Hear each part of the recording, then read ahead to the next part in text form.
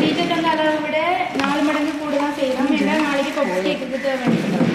அப்போ கோதுமை மாவு வந்து 260 கிராம் எடுத்திருக்கோம்.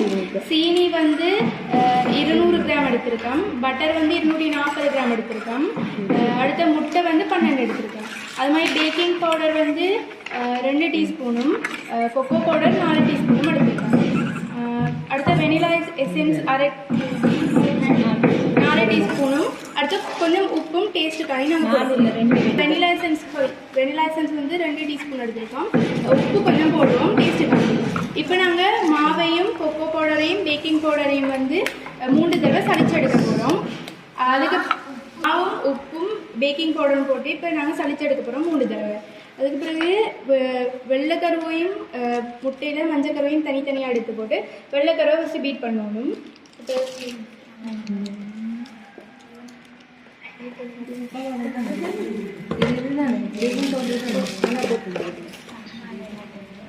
இதுல இருந்து ஒரு பாதி இதெல்லாம் போட்டு கலந்ததுக்கு அப்புறம் பாதியில் எடுத்து தான் கொக்கோ போட்டு போடும். பாதியில் கொஞ்சம்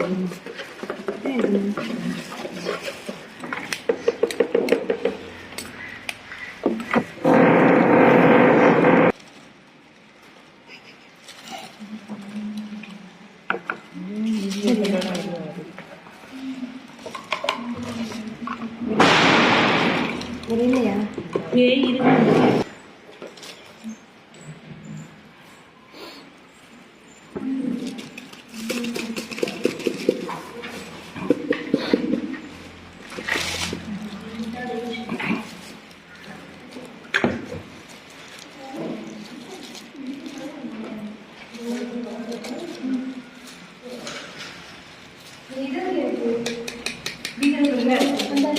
சீனி கொஞ்சம் கொஞ்சமாக போட்டு நல்லா பீட் பண்ணி தனியாக வச்சுதாங்க.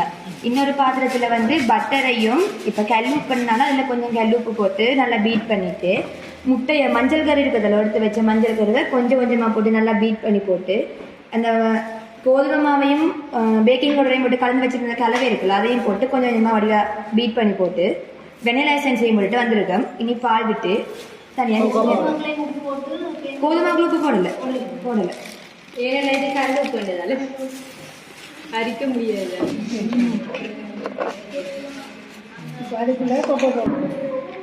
அக்கா வேணாம் அது கட்டி எல்லாமே தூணும் கலவையாக